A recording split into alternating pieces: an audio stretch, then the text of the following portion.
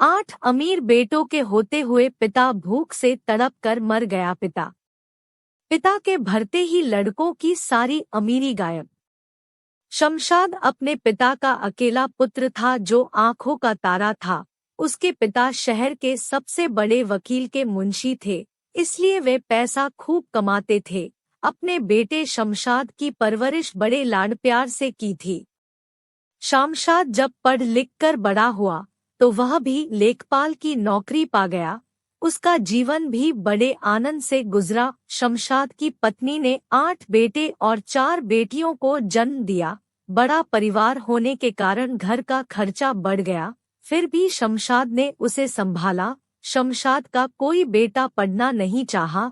10वीं पढ़ने के बाद उसके सारे लड़के एक एक करके शहर चले गए, क्योंकि उस समय मुंबई जाने का बड़ा शोर था। गांव के ज्यादातर लोग मुंबई में अच्छा पैसा कमाते थे। शमशाद के सभी लड़के मुंबई में अपना खुद का निजी घर और दुकान कर रखी थी और वहीं पर अपने माता पिता को भी लेकर चले गए थे।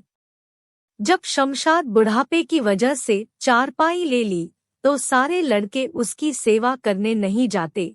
वह उसी चारपाई पर भूखा पड़ा रहता। मोहल्ले के लोग तरस खाकर अपने अपने घरों से अच्छा अच्छा खाना लाकर देते तो शमशाद की भूख मिटती थी, परंतु वह भी शमशाद के लड़कों को नहीं भाया। वे मोहल्ले वालों को गाली देते और कहते, सालों खाना खिलाते हो तो टट्टी पेशाब भी साफ कर दिया करो। खरी खोटी सुनकर मोहल्ले वाले भी खाना खिलाना बंद कर दिया। अब शमशाद भूख से तड़प तड़प कर इस संसार से विदा हो गया।